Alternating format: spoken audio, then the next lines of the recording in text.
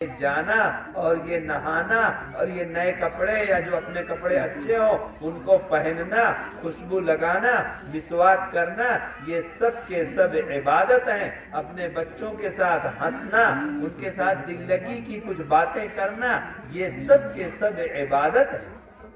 آقا صلی اللہ علیہ وسلم اپنی بیویوں کے ساتھ دل لگی بھی کیا کرتے تھے۔ معلوم یہ ہوا کہ ہر وقت گھر میں چڑھے رہنا اور ہر وقت گھر میں ایک دم سے تاؤ میں رہنا، یہ نبی صلی اللہ علیہ وسلم کی سیرت نہیں ہے۔ نبی صلی اللہ علیہ وسلم کا اخلاق تو یہ ہے کہ آقا صلی اللہ علیہ وسلم ہر ایک کے حقوق کی رعایت کرتے تھے۔ معلوم یہ ہوا کہ عبادت یہ تمام چیزیں ہیں، یعنی عبادت کا درجہ تو یہاں تک ہے کہ اگر عورت اپنے شوہر کے لیے، اپنے شوہر کی خوشی کے لیے، اس کے لیے زینت کرتی ہے، جائز طریقے سے بنا سنگار کرتی ہے،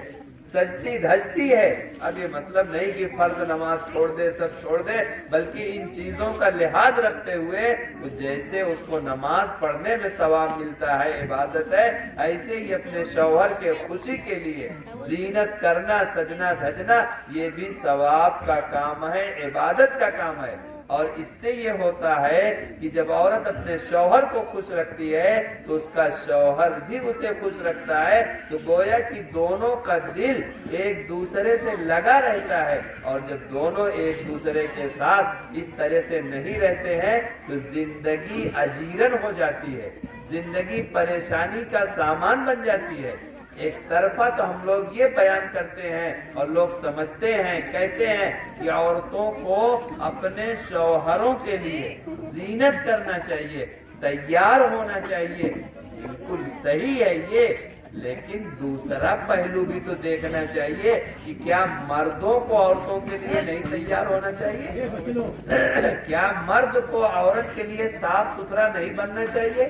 کیا مرد کو اپنے کپڑے اور اپنے جسم کی صفائی نہیں کرنی چاہیے؟ کیا عورت کے مرد کے لیے یہ حکم نہیں ہے کہ وہ گٹکا کھائے اور پان کھائے اور سگریٹ پی کے فوراً اپنی بیوی کے پاس نہ جائے، کلی کر لے، مسواک کر لے، اولاً تو کھائے نہیں، کھانے سے بچے، اگر کھاتا ہے تو ہو سکتا ہے کہ تمہارے ڈر کے نہ کہہ پا رہی ہو، لیکن تمباکو کی، سگریٹ کی، اس کی بدبو تو آ رہی ہوگی تو اس کو تکلیف پہنچ رہی ہوگی۔ تو جیسے عورت کے لیے لازم ہے کہ مرد کے خوشی کا خیال رکھے، ایسے مرد کے لیے بھی لازم ہے کہ اپنی عورت کی خوشی کا خیال رکھے، اپنے آپ کو ٹھیک ٹھاک رکھے، صفائی ستھرائی کا خیال رکھے، کپڑا لتا پہننے کا اہتمام کرے۔ اس سے کیا ہوتا ہے؟ دونوں کے دل ملتے ہیں، اور جب دل ملتے ہیں تو دونوں کے اندر ناچاکی نہیں ہوتی، لڑائی جھگڑا نہیں ہوتی، زندگی خوشگوار گزرتی ہے، اور ڈھنگ سے